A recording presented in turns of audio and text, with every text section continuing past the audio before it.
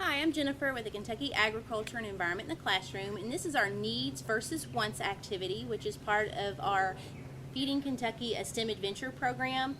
This actually pairs with another lesson, Product Pandemonium, but this is the one that we do with our second and third graders, and it's kind of a beginning conversation to consumerism, because we ask them what are things that they need and what are things that we want, and then how do we prioritize those things. And then it becomes a lesson into our natural resources and how we protect those and care for those, so we can meet our needs. So there are several cards here on the table. We've got things like trees, electricity, video games, healthcare, soil, medicine, food, etc. And the first thing you want to ask the students when they walk up are, which of these things do you need and which of these things do you want?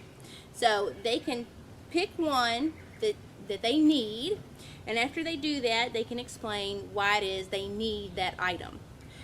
There is no right or wrong answer here.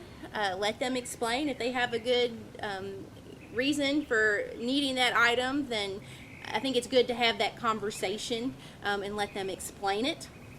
But hopefully they picked things like air and oxygen, sun, water, farmland, things like that.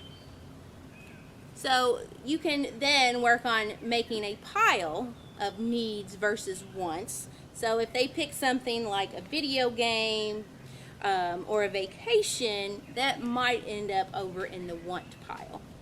And then some of the things that might be questionable, it might depend on how available those things are based on a person's income or their availability, where they live, those types of things. So you'll end up with the needs on the left side and then the wants on the right side. Then have them prioritize the needs. Which are the most important needs? And this is where you can help them a little bit. So if they haven't picked air, oxygen, help them understand that you can ask them to cover their mouth and their nose and see how long they can hold their breath. So you're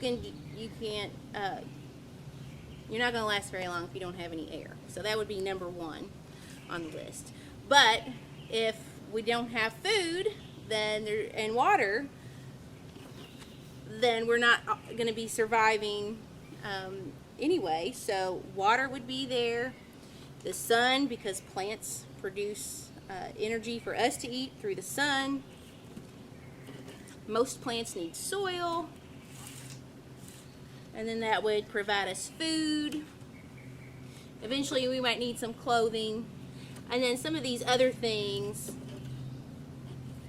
will make our quality of life better, but we may not necessarily need them. So that would help determine how important the need might be. And then you can talk about what people in developing countries may not have access to, which may be clean water. Sometimes they don't have plumbing, they don't have education.